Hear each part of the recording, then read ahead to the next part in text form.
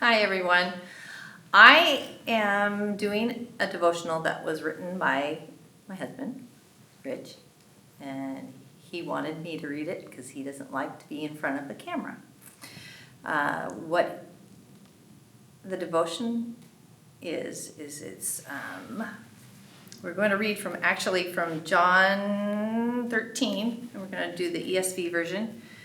This is Jesus washes the disciples' feet. Now before the feast of the Passover, when Jesus knew that his hour had come to depart out of this world to the Father, having loved his own who were in the world, he loved them to the end. During supper, when the devil had already put it into the heart of Judas Iscariot, Simon's son, to betray him, Jesus, knowing that the Father had given all things into his hands, and that he had come from God and was going back to God, rose from supper. He laid aside his outer garments, and taking a towel, tied it around his waist.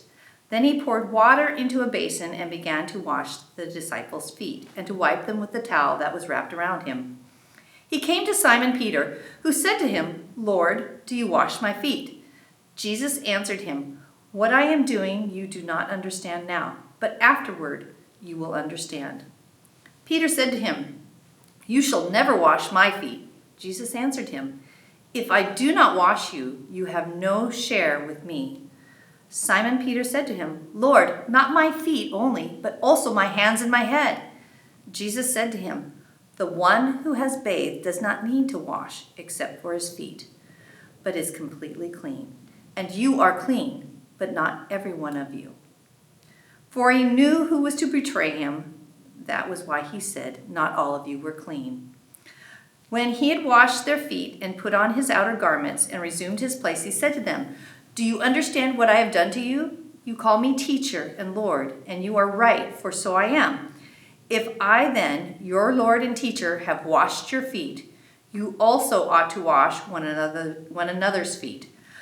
For I have given you an example, that you also should do just as I have done to you. Truly, truly, I say to you, a servant is not greater than his master, nor is a messenger greater than the one who sent him.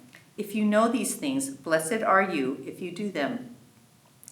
For me, there are two main points here. One obvious to us, maybe not so obvious to the disciples.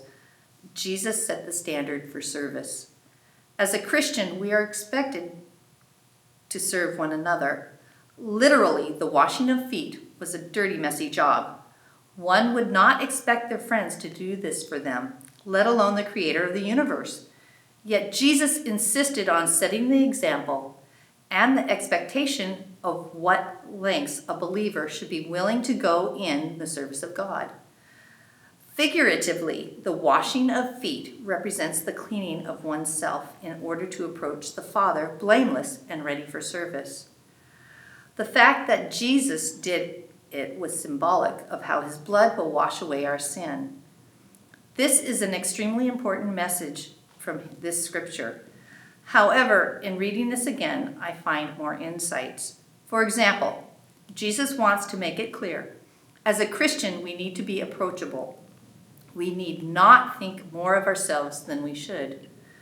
Certainly, as Christians, we are redeemed, true children of God, with all the benefits that come with that.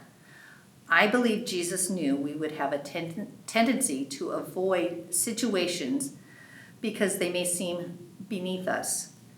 An example of this can be found in Matthew 19, where Jesus sees the disciples already demonstrating this behavior when they rebuke the people for bringing their children to see him. The less obvious lesson in this very familiar passage is the lesson Peter learned about doing your part. You see, Peter went from not wanting Jesus to wash his feet to asking Jesus to bathe him in the course of just a moment. Jesus' reply is interesting. He says, "The one who has bathed does not need to wash except for his feet." What I have taken from this interchange is this simple message. Listen closely to what God asks and be sure to do only that.